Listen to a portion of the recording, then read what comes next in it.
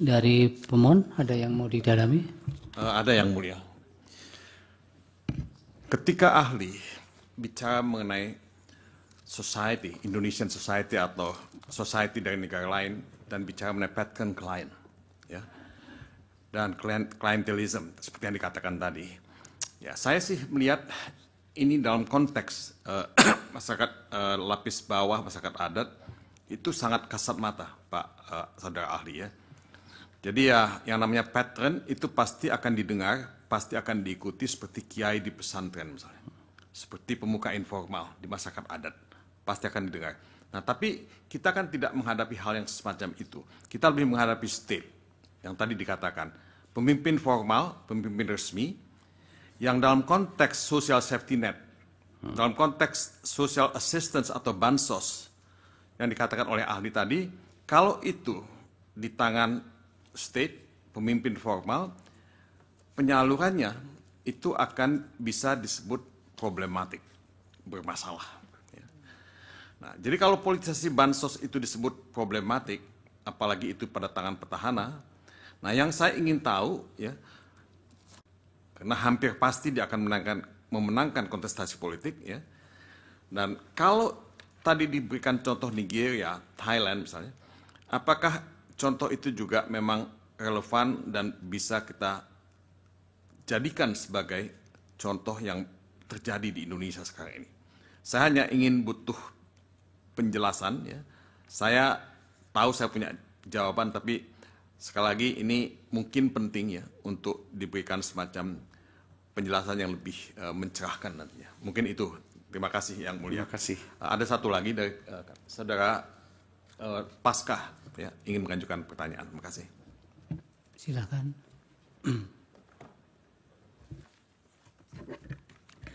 Terima kasih yang mulia, kami lanjutkan.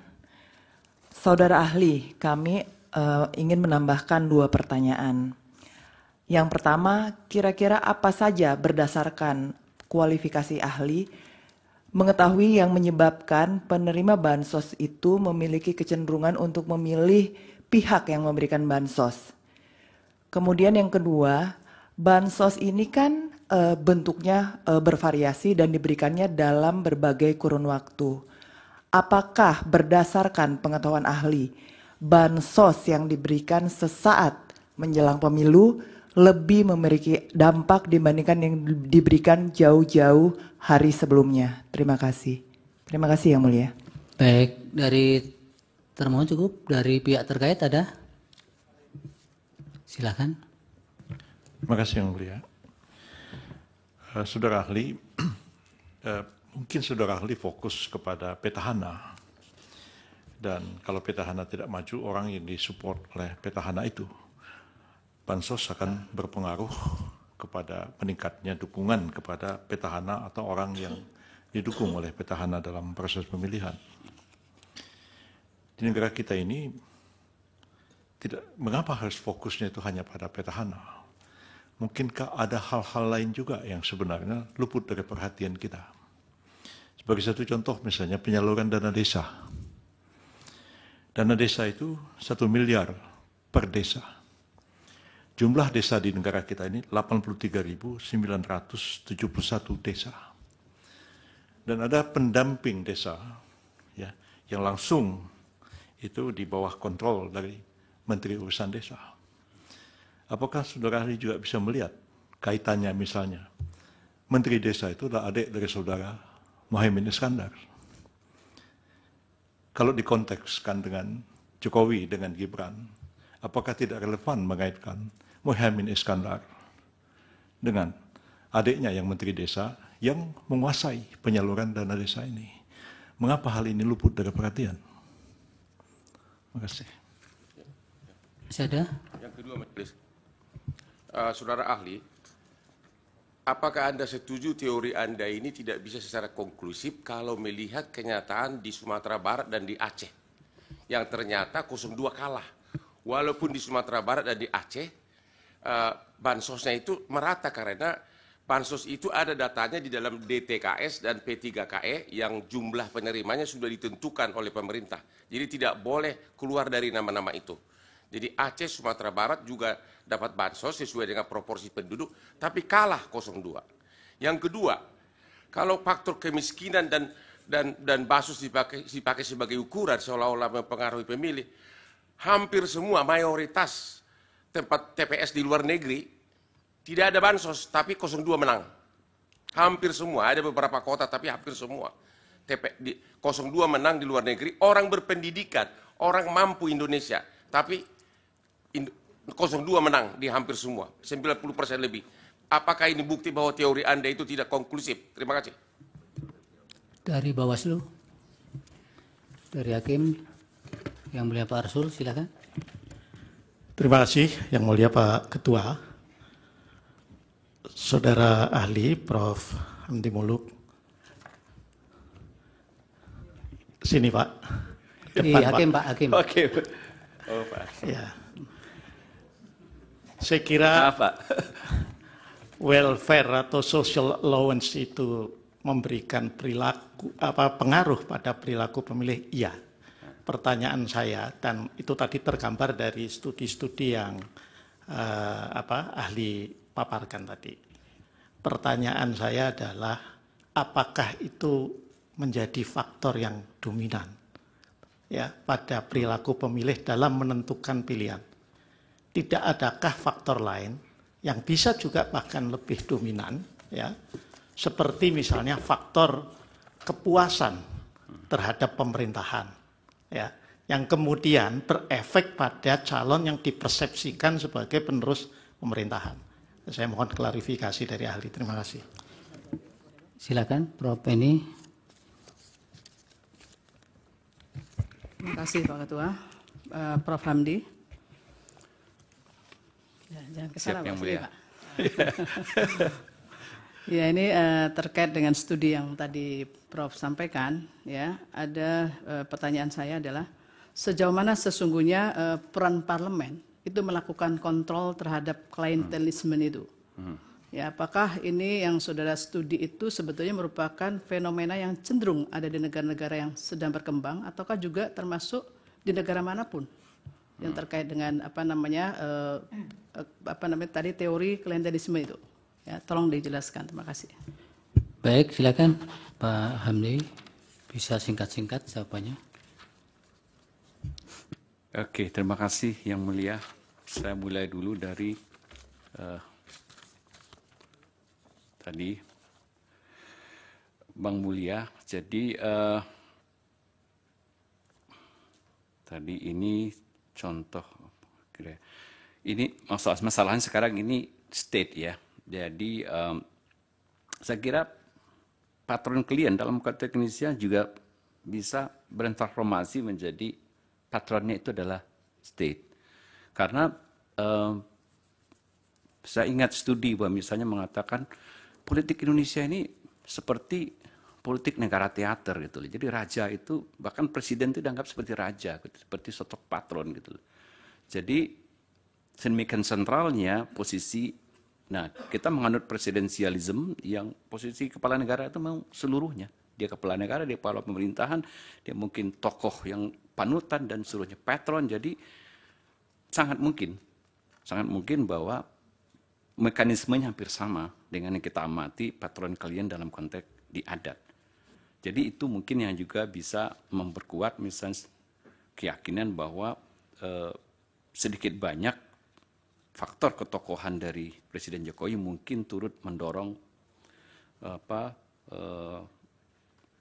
preferensi ke suara 02. Nah, tadi yang kedua, oke. Tadi Pak Hotman Paris mempertanyakan persoalan tadi, kalau tidak salah saya kenapa kita tidak fokus kepada masalah, kenapa hanya fokus kepada masalah hanya di tingkat presiden, tapi tidak fokus kepada masalah dana desa, Pak ya? Pak, itu Prof. Yusril. Oh, Prof. Yusril ya. Ya. Oke. Ya, memang kami tidak punya data gitu, Prof. Yusril, sampai ke tingkat desa. Karena kami tidak melakukan studi yang langsung ke data empiris di Indonesia, karena keterbatasan waktu dan dana juga. Kami hanya memang mencari hukum-hukum yang umum, yang universal, berlaku di seluruh negara tentang masalah ini. Apakah memang politisasi bansos ini bisa berdampak kepada voting behavior. Nah, kami tentu tidak memperhitungkan faktor-faktor kompleksitas di tingkat lokal. Tapi mungkin, nah di kita kan memang unik gitu loh. Antara kontestasi antar paslon itu tidak selalu ajak masalah incumbency dan challenger itu dari waktu ke waktu. Nah, kita tahu loh, sekarang seperti yang Prof. Yusril katakan, ini Muhaimin adalah bagian dari pemerintahan, partainya gitu ya. Adiknya Menteri Desa, tapi dia berada dalam kubu untuk pilpres yang berseberangan. Nah, itu juga mungkin berlaku untuk yang lain. Gitu. Ada kepala daerah jika tidak ekuivalen dengan pasangan paslon 1, 2, 3. Nah, memang kalau kita mau studinya detail betul, kita harus mengkonsider data-data ke tingkat yang lebih lokal itu. Tapi saya tidak punya data itu. Saya hanya punya data yang universal, menggambarkan fenomena ini. Nah, mungkin saya masuk ke Pak Horman tadi ya. Nah, ini Sumbar dan Aceh malah 02-nya kalah.